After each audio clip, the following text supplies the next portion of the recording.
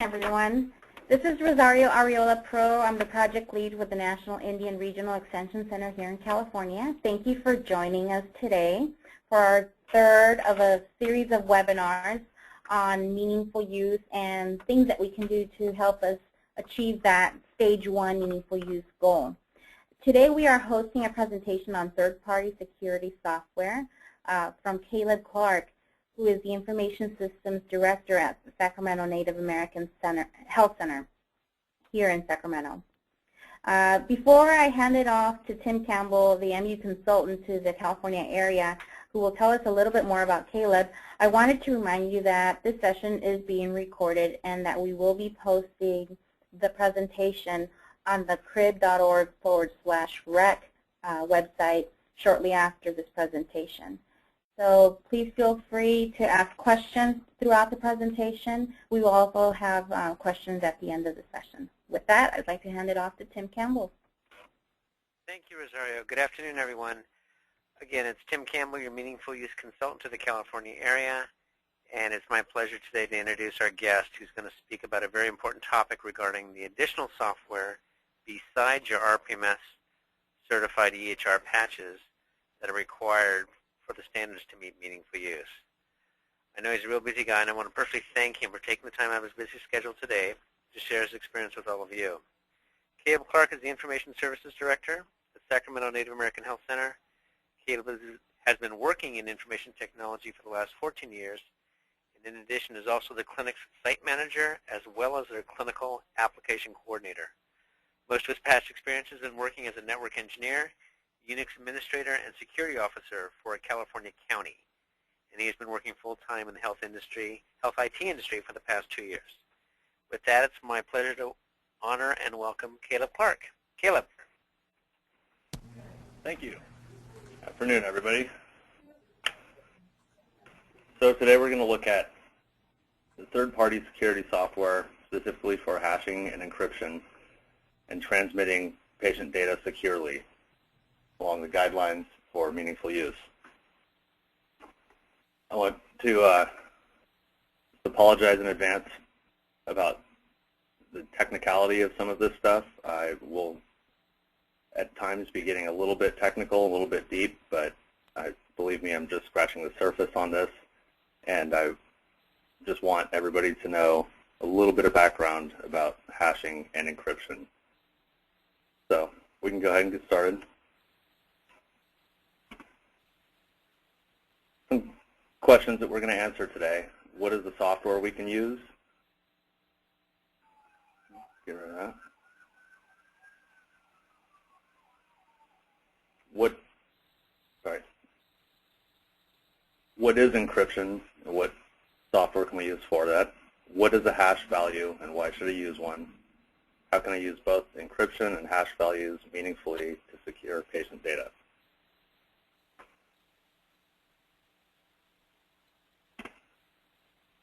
Some of the software requirements, we have 3 options for general encryption. We can use Symantec Endpoint Encryption version 8.0 is a minimum requirement. I believe the current version is 11 right now.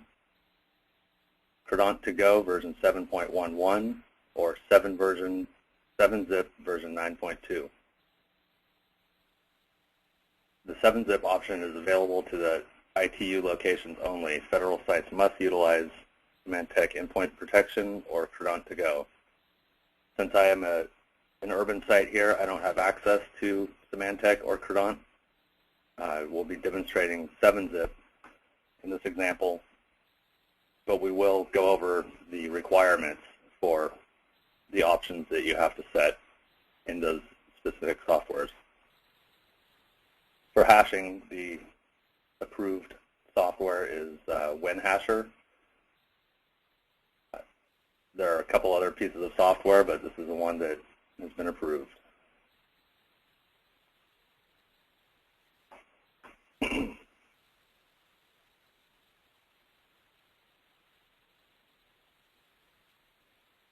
General encryption. I'm just going to give a brief overview of encryption and hashing. This is where it gets a little bit technical, but bear with me. Encryption is the process of transforming information of any kind using an algorithm to make it unreadable to anyone except those possessing special knowledge, in this case a password. The result of the process is encrypted information which is unreadable by anyone unless they have the password. The reverse process, which takes place on the recipient end to make it readable again, is referred to as decryption. And I want to say, just go ahead and jump in with any questions. This presentation is going to go by pretty fast, so if anybody has any questions, just jump on in.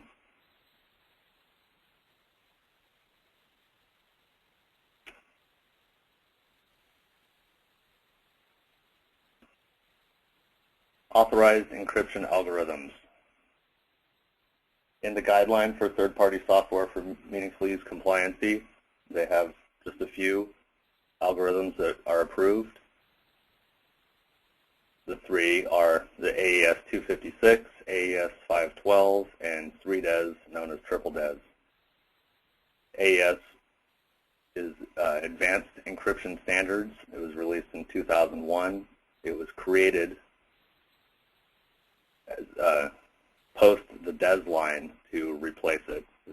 DES has been known to have been cracked in the past. AES, not so much. The fun fact down here, 3DES in the past, which was released in 1998, and that stands for Data Encryption Standard. A couple years ago, somebody wrote some software and figured out how to crack that encryption. It took less than 22 hours. With a minimum of AES 256, theoretically it would take more than 39 billion years, according to some research. We obviously don't have that much time to test it. I recommend AES 256 or 512 as it's virtually uncrackable. What is hashing a file? Hashing is a cryptographic function that takes an arbitrary block of data and returns a fixed size bit string known as the hash value.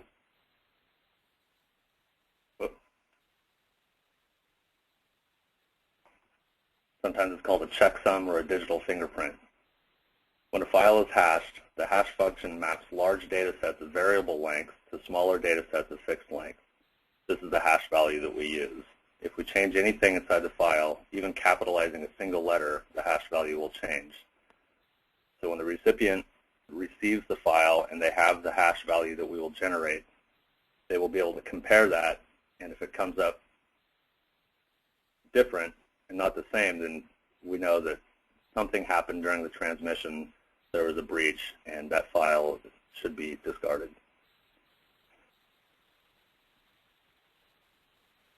The purpose of this process is to verify the integrity of the file we are sending.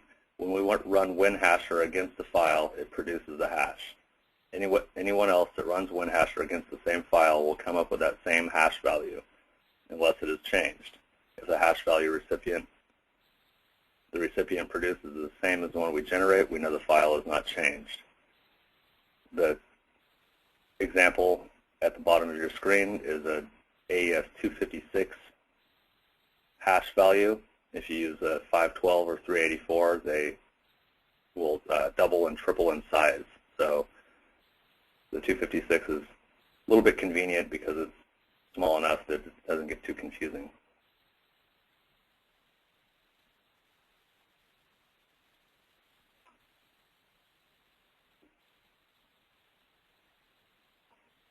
The approved algorithms are from the SHA line, Secured Hash Algorithm. SHA 1, 256, 384, and 512. All of these are FIPS certified.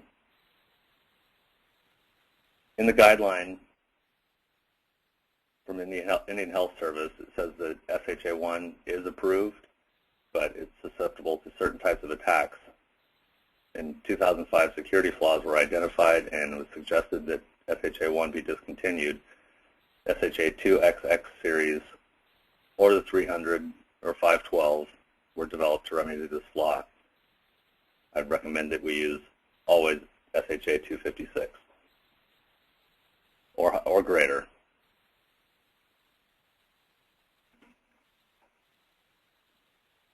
Do we have any questions so far?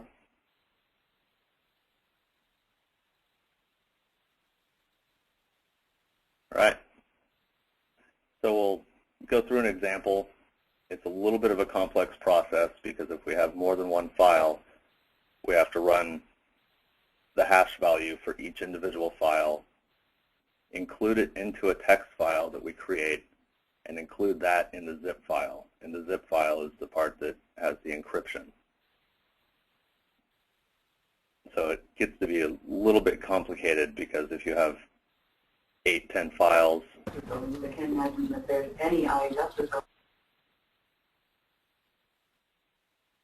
if we have 8 or 10 files, we'll have to run the hash value for each one of them, and it just gets to be a little bit of a time-consuming process. Let's go to the next one. So to create the hash, we have our WinHasher version 1.6 here, and there are a couple of different ways that you can load the file into it. You can drag the file onto the window itself, and it will automatically generate the hash, shown here. Before you do that, if you drag it, you want to make sure that the SHA-256 is already selected. The other way is to click the Browse button. It will open the file here, and click Compute Hash. It will create this file. So the next thing we need to do is put this into a text file so it can be sent along with the patient information. In here, we just select all of that, right-click, hit Copy, and then it's ready for the next step. And we will have to do this for each file that's contained in the zip file. So you can use Microsoft Word, Notepad, or any text editor of your choice. This is not defined in the guideline. This is just a recommendation that I have to make it easy to see what the name of the file is that the hash key is associated with. So my suggestion is, in whatever text editor you would like to use, type the name of the file, and then directly underneath that, paste in the hash key that we just created. And if there's a second or third or 10th file, right underneath that hash key, type the next name of the next file and put the hash key underneath that, and so on. You want to save this file wherever your patient documents are that you're trying to send, because in a few steps we're going to want to select all of those to add to the zip file.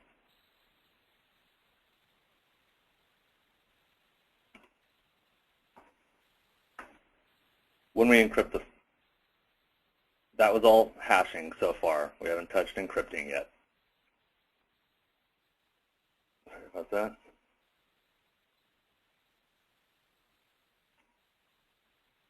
So we have 3 software options to encrypt the files. In order to properly encrypt a file, we will need to use AES-256 or greater encryption and a password. Those are the requirements for all 3 of the software types or versions that we can use for Symantec, Credant2Go, or 7-Zip. As I said before, I don't have access to 2 of those, and those are the guidelines that you need to follow and set the options for. And you should have that available to you in your documentation for the software. On with the 7-Zip example. So now we have all 3 files that we want to send. We have a health summary and some patient handout, and the checksum text file that we just created that contains all of the hash keys.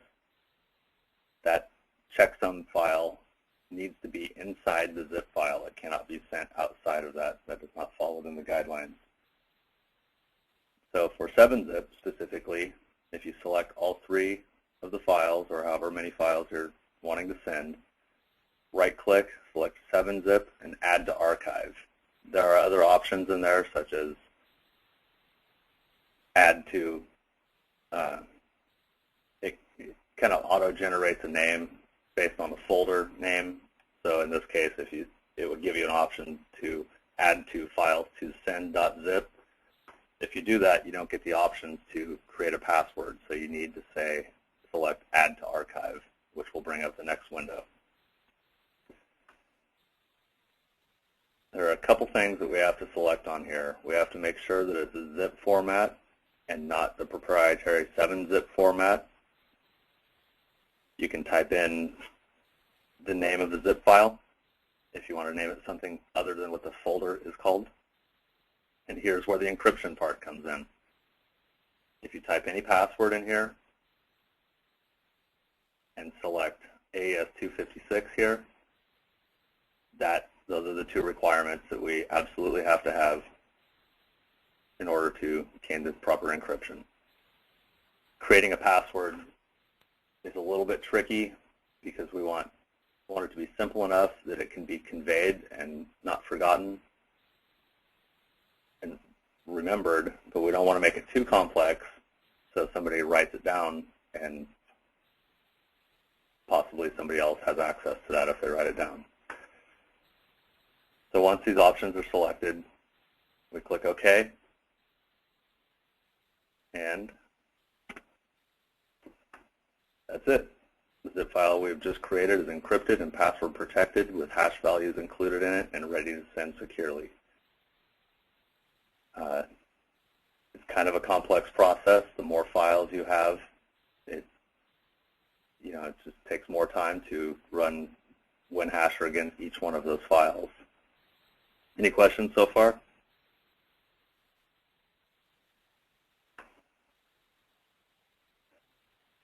All right.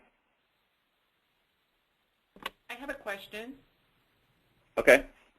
My question is there a possibility that you can encrypt all, like say you want certain, like a health summary and then you want a CT scan and so forth to send to a doctor's office, can you encrypt all of them all at once instead of just individually? Yes. So the encryption takes place when we create the zip file. So I'll back up here. So say you have all of those files that you want to send securely. If you have them all in the folder here, and when we select all of those files and then right-click and add to archive, a zip file is like a container for other files. It compresses it as well as combines all of the files into one file, so it's easier to send. So when the recipient gets it, they only have one file they have to deal with. When they open that, it expands it into the other files. Okay, great. And can you do that for the WinHasher too? I'm sorry, maybe I missed that part. Unfortunately not. WinHasher Okay. handles one file at a time because it needs to generate. Okay, that's what I was comparing. Thank you for the clarification. Yeah, okay.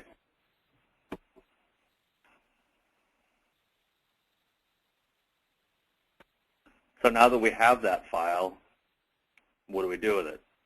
The point is we need to send it somewhere. We're going to put it in an email or on physical media or some other way that we can figure out to transmit that information.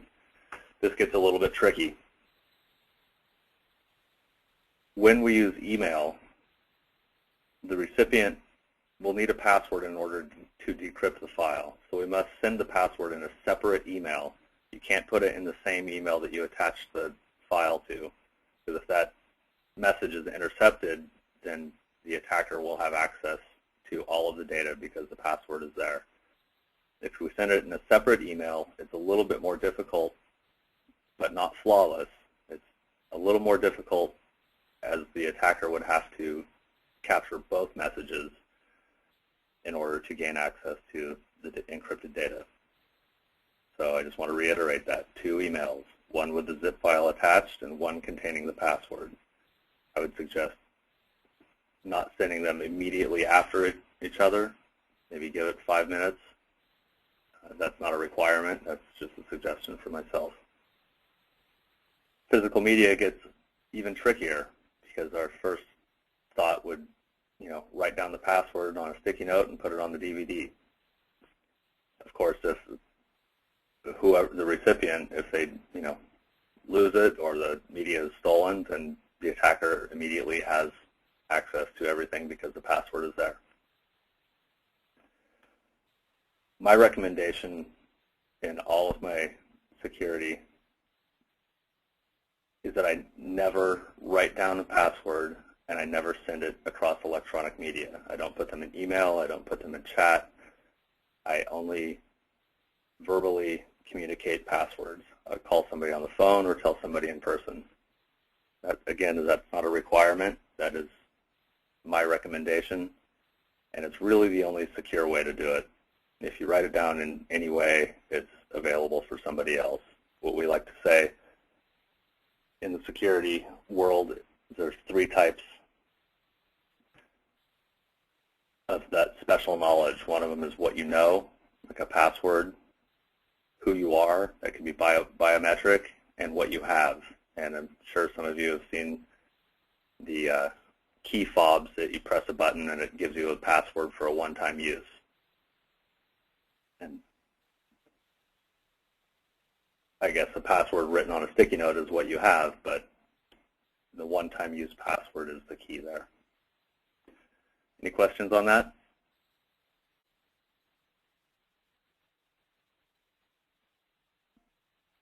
All right. Excuse me. When the recipient receives the zip file, they will have to unzip it in order to access the data using the provided password. The recipient must have software that can unzip password-protected files, such as 7-zip, WinZip, or Stuffit for Mac. That is also a free software. This software is mandatory on the recipient end, as they cannot open the file without a password. This gets a little bit tricky.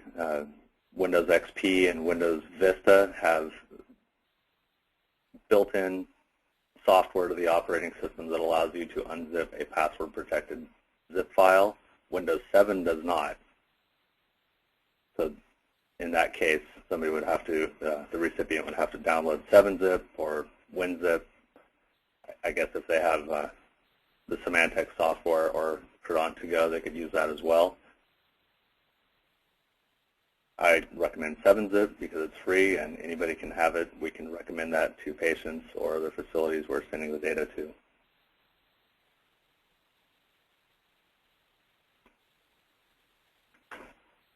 Again, this is tricky. The hash values for the recipient. We can only recommend that they use WinHasher to verify the integrity of the files on the recipient end. It is not mandatory because we cannot enforce it. Once they open the zip file with a password, they have access to the data. They can extract the files. They can do whatever they want with them. We have provided the hash values so they have the option to check the integrity of the file, but we cannot enforce that they do check the integrity. We have to do this because it's part of the guideline, but I think it's going to be pretty difficult to actually have the recipient use WinHasher on the receiving end. Mac OS users, I found a free software called Hash Widget. It's free and it only supports SHA 256. It does not support the 512.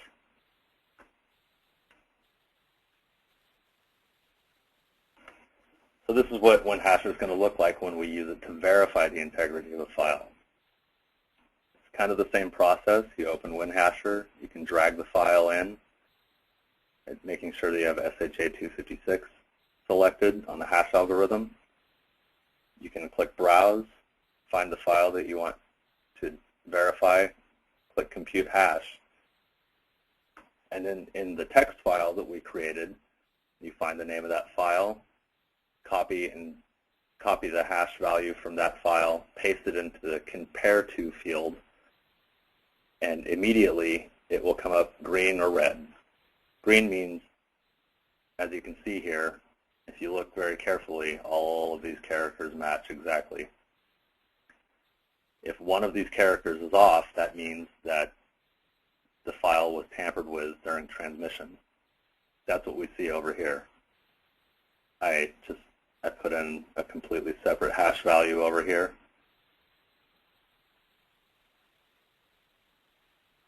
So if you ever see that red hashes do not match, verify that you definitely have the right file and the right key. And if you verify that you have the right key pasted in there, the file was tampered with, and I guess it's time to open an incident report. I can't imagine that this would ever happen due to the fact that the AES encryption is pretty tough. If there's a file out there with this stuff in it, it's nearly impossible that somebody's going to be able to open that file, tamper with the files inside, close it back up with the same password, and pass it back on to you. I'd be surprised if many people saw the hashes do not match. Any questions on that?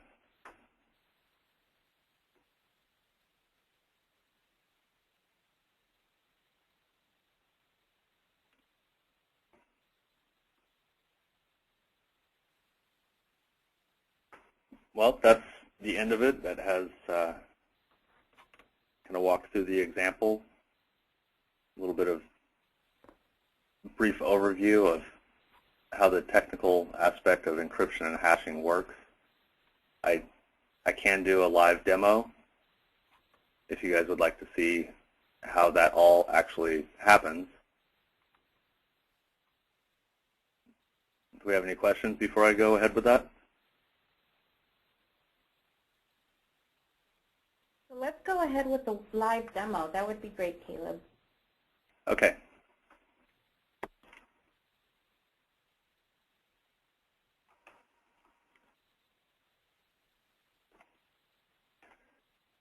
So I have 7-zip and WinHasher installed on my computer here. I have a folder with my 2 PDFs in it.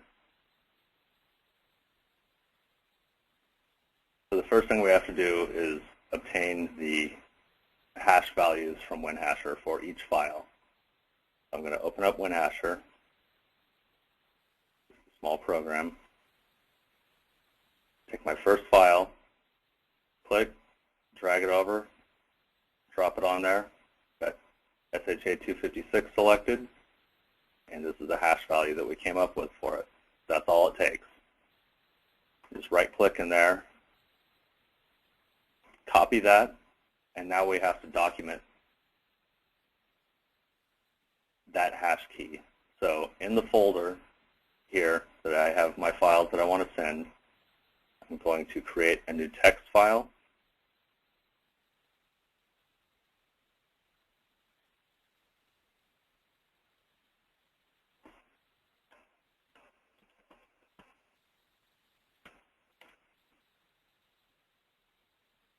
I use Notepad. It's just easier, faster for me, but you can use Microsoft Word or any text type editor that you want. So the file that I'm working with here is the healthsummary.pdf. Go ahead and type that in.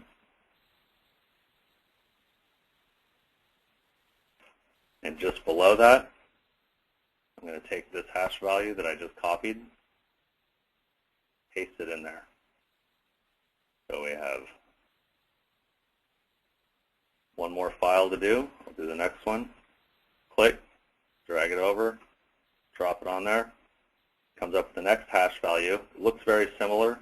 This is where I was talking about mapping variable lengths of data to fixed lengths. No matter how big the file is that we hash, it's always going to come up with the same number of bits here. I'm going to copy that. Back over to my text document. Next line, this is patient handout.pdf. Just below that, I'm going to paste in the new second hash value that we created. As you can see, it's exactly the same length and very different. I'm going to go ahead and save this file and close it. And now that is ready to transmit along with the 2 PDFs that we have here. So far, all we have done was create the hash keys for these 2 files. It's included inside the zip file that we're going to send and has to be inside. So in order to create the encrypted zip file with 7-zip, I'm going to select all 3 files, right-click, select 7-zip, and add to archive. Here's where I was saying it will give you the option to add to MU encryption demo, as that's the name of my folder. It also gives you the option to create it with its proprietary zip format. None of these other options will give you the next option window to select encryption and add a password. You have to click select or add to archive. I click that. It's going to come up with this window. You can rename the zip file to anything you want here.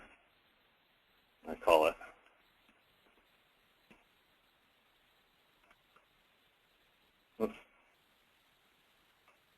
patient info.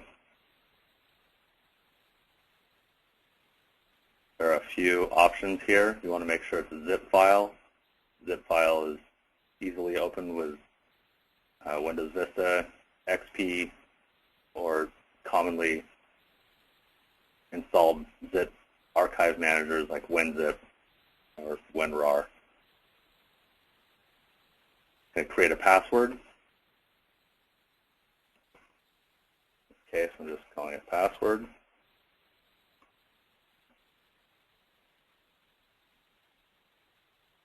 They have Zip Crypto, which is their own encryption algorithm, which is not on our list, so we have to make sure we select AES 256. Those are the only options that we have to select if you want to, if you have really large files, you can set it to a maximum compression level so it will make all of those files a little bit smaller for transmission. And click OK. There it is. That file is ready to transmit. If I were to try to open this file, I have a few options on here. I have WinZip, which is pretty common for inflating a file and decrypting it. I also have 7-zip. I say Open Archive. It's going to show me the files that are in there, but as soon as I try to look at one, it's going to ask me for a password. This is the encryption. So if I type a password that's incorrect in there and hit OK, it's not going to let me open it. This is the protection that we've been trying to get to. So try to open that file again, set the right password, hit OK, and there we go. We have our sample data.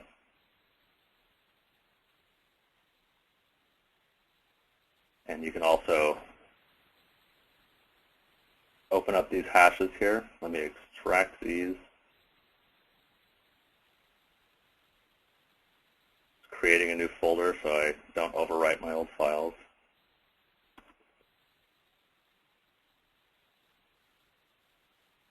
Grab all of these files.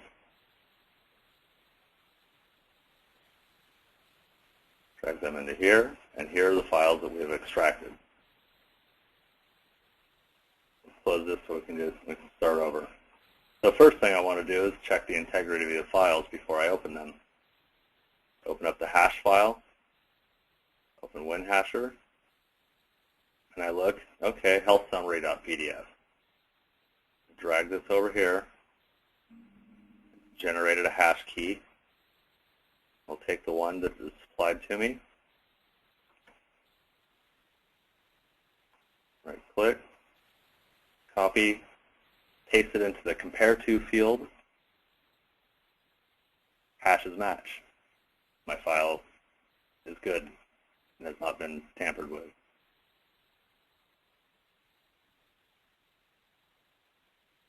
So unfortunately, there's not a reset button on here to do the next file. You can just select that and delete it, or you can close it and open it again to make sure that you don't have any other keys in there. So patient handout is next. Drag that over. Calculates the hash for that file. Select the hash key that was provided to me. Copy. Paste it over here. The hashes match. If this changes, I can just type a character in there and we can see hashes do not match. That's what we don't want to see, and that's also what I'd be very surprised if anybody actually ever sees.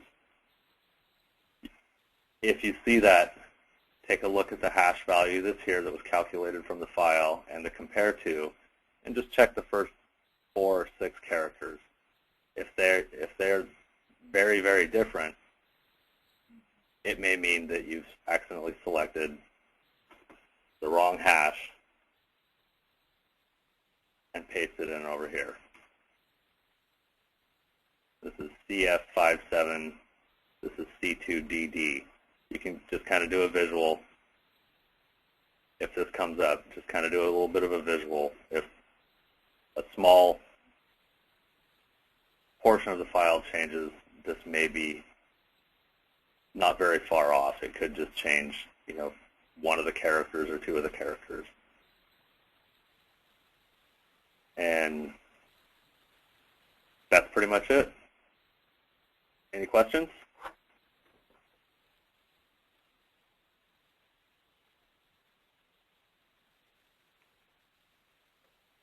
Well, I don't see any questions on the chat or if any other folks. I'm going to see, I think I'm going to unmute Tim Bristol because I believe he was still muted. But everyone should be unmuted at this point. Any other questions?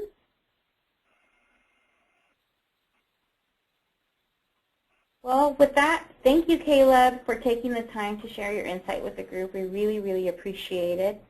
I would like to, thank you. And if there are no questions, then I would like to highlight a couple things that are up and coming. Okay. So I want to remind you that the IHS Best Practices and GIPRA Measures Conference is coming up April 23rd through the 26th. There is actually a track focused on health information management and also on MU, and we would highly, highly encourage folks from your clinics to attend. There is going to be discussion about eye care and how to use that for reporting for MU.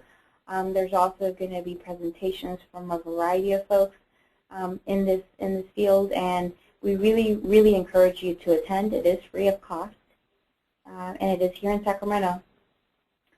Also with that, I wanted to also remind you that the Meaningful Use Summit for Tribal COT CHRs is happening the end of March, beginning of May, also here in Sacramento. Another opportunity for folks to learn more about meaningful use in relation to COT CHRs. And also our annual Tribal Health Next Gen Consortium meeting is happening here in Sacramento in June. So if there are no questions, I'd like to thank everyone who could make it today on the call. We also are asking folks to respond to our survey regarding future topics for presentations that will be, you will see at the end of this presentation. If you would please take a minute to respond to that, we would be very, very grateful. With that, I will let you have an early lunch. Thank you very much, and we look forward to speaking with you soon. Thank you all.